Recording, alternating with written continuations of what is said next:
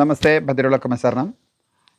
ഇന്ന് നമ്മളോട് ആൾക്കാർ ചോദിച്ചിരിക്കുന്നത് വേദങ്ങൾ മാറിയുള്ള കർമാനുഷ്ഠാനങ്ങൾക്ക്, വേദങ്ങൾ മാറിയ കർമ്മങ്ങൾക്ക് പോകണോ, അതോ ഹൈന്ദവരുടെ പൂജകൾക്ക് ഹൈന്ദവരാണോ, മറ്റ് വിധത്തിലുള്ള കർമ്മങ്ങൾക്കൊക്കെ ഓടി നടക്കുന്ന ഒരു സാഹചര്യമാണ്. എവിടെയും ഓടി നടക്കുന്നു, എവിടെയും കോൺസെൻട്രേഷൻ ചെയ്യാൻ പറ്റാതെ, എവിടെയും ഒരു പൂർണ്ണമായി നിന്നുകൊണ്ട് ആ കർമ്മത്തിലൂടെ മുന്നോട്ട് പോകാൻ പറ്റാതെ ഓടി നടക്കുകയാണ്.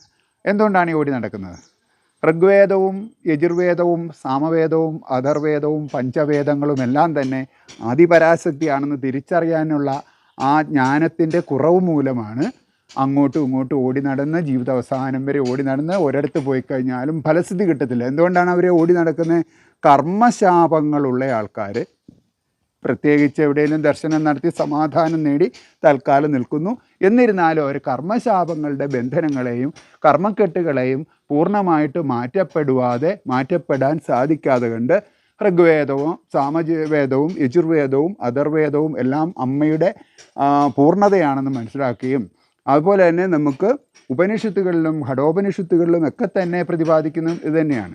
നമ്മൾ വേദങ്ങളുടെയോ ഉപനിഷത്തുകളുടെയോ ശ്ലോകങ്ങൾ കാണാതെ പഠിച്ചെന്ന് പറഞ്ഞുകൊണ്ട് നമുക്കതിൽ നിന്ന് ഫലസിദ്ധി ലഭ്യമല്ല.